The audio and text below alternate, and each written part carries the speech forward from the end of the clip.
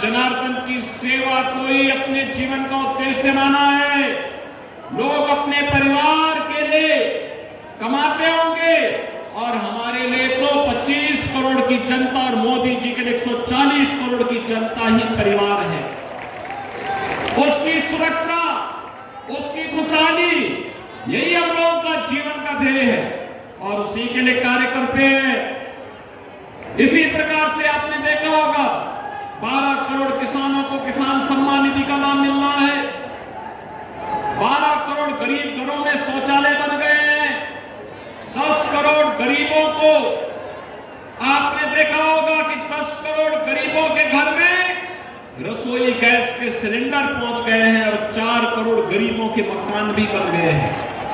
बहनों और भाइयों, ये काम कांग्रेस चाहती तो वो भी कर सकती थी।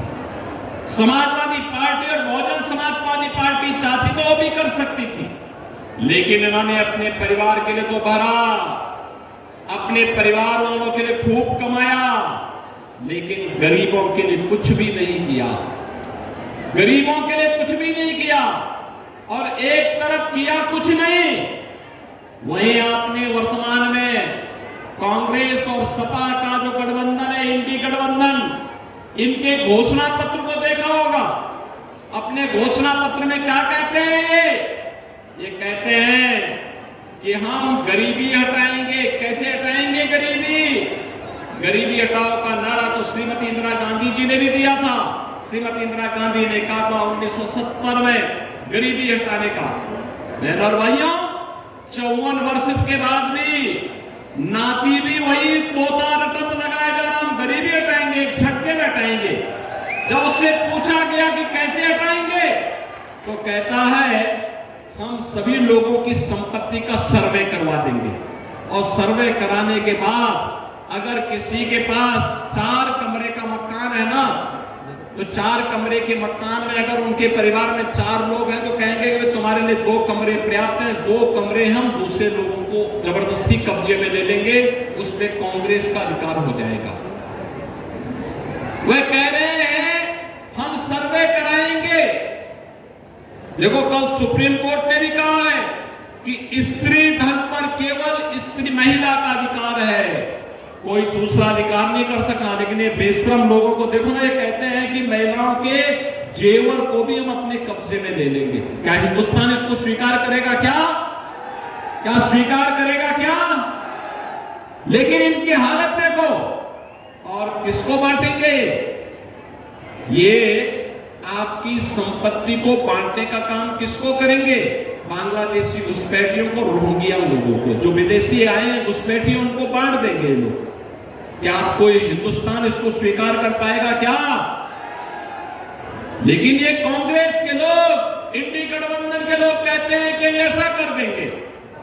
बहनों और भाइयों, इन्होंने जब यूपीए की गवर्नमेंट थी 2004 से 14 के बीच में, इन्होंने ऐसे प्रयास किए थे अनुसूचित जाति, जनजाति और पिछड़ी जाति के लोगों को मिलने वाले आरक्षण के लिए, उस पर इन्होंने सेंध लगाने का काम किया था। जस्टिस रंगनाथ मिश्रा की कमेटी गठित की थी। जस्टिस रंगनाथ मिश्रा की कमेटी ने कहा था पिछड़ी जाति के लोगों को मिलने वाले आरक्षण में 6% मुसलमानों को देने की बात उसने कही थी। और ऐसे सच्चर कमेटी की रिपोर्ट में भी अनुसूचित जाति और जनजाति को मिलने वाले आरक्षण में भी इन्होंने सेंध लगा के जबरदस्ती मुसलमानों को घुसाने का प्रयास किया था। और बहनों और भाइयों, ये किसी से छुपा हुआ नहीं है, ये केवल इन्होंने रंगनाथ मिश्रा और सच्चर कमेटी के माध्यम से ही नहीं किया था।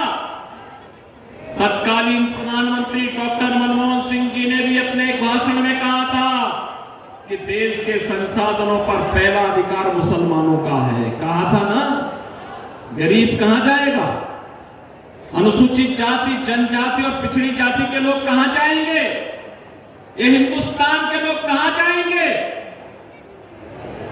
लेकिन देश के विभाजन को फिर से आगे बढ़ाने के लिए कांग्रेस के द्वारा साजिश रची जा रही है, इंडी गठबंधन के द्वारा साजिश रची जा रही है।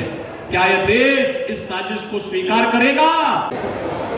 मैंने कहा नारा इसलिए गूंज रहा है क्योंकि मोदी जी ने 10 वर्ष में देश की तस्वीर और तकदीर को बदलने का काम किया है। बहनों और भाइयों, तस्वीर और तकदीर को ऐसे बदल दिया है। 2004 से 2014 तक कांग्रेस नेतृत्व की यूपीए सरकार थी। समाजवादी पार्टी और बहुजन समाजवादी पार्टी भी बिन मांगे यूपीए गवर्नमेंट को अपना समर्थन दे रही थी। और उस समय की सरकारों के हाल आपने देखे होंगे। दुनिया के अंदर पहचान का संकट था हमारे लिए, सीमाएं सुरक्षित नहीं थी, आतंकवाद चरम पर था, नक्सलवाद देश के अंदर तेजी के साथ अपना फन फैलाया हुआ था, आतंकवादी कहीं भी विस्फोट करके निर्दोष लोगों को मार देते थे। 2014 के बाद आपने देखा होगा, 14 के पहले देश के अंदर विकास की योजनाएं नहीं थी, भ्रष्टाचार चरम पर था, गरीबों के हकों पर डकैती डालने का कार्य होता था। बहनों और भाइयों, 2014 के बाद दुनिया के अंदर सम्मान बढ़ा है, सीमाएं सुरक्षित नहीं है। अब तो आतंकवाद और नक्सलवाद पूरी तरह समाप्त हुआ है। अगर कहीं पर जोर से विस्फोट हो जाए ना पटाखे का भी, तो पाकिस्तान पहले सफाई देता है कि नहीं, हमारा कोई हाथ नहीं है। बहनों भाइयों, ये इसलिए संभव हुआ है क्योंकि एक मजबूत सरकार है। कांग्रेस और यूपीए की सरकार की तर्ज पर मजबूर सरकार नहीं है, मोदी जी के नेतृत्व की एक मजबूत सरकार है जो कहती है वो करके दिखाती है। जब पुलवामा की घटना घटित हुई थी तब प्रधानमंत्री मोदी जी ने कहा था, उन्होंने कहा था हमारे जवानों की शहादत, उनका बलिदान व्यर्थ नहीं जाएगा। और हमारे भारतीय जवान पाकिस्तान के अंदर घुस करके आतंकवादियों की माद में घुस करके उनको सबक सिखाने का काम किए थे। पाकिस्तान चिल्लाता रह गया, जान बचा करके भागना पड़ा था वहां पर पाकिस्तान के। बहनों और भाइयों, ऐसे ही विकास के बड़े बड़े कार्य हो रहे हैं, बड़े-बड़े कार्य हो रहे हैं। Highway, railway, metro, IIT, IIM, medical college, AIIMS, triple IT, NIT, world class institute, हर घर नल की योजना, ये सभी तेजी के साथ आगे बढ़ते जा रहे हैं। और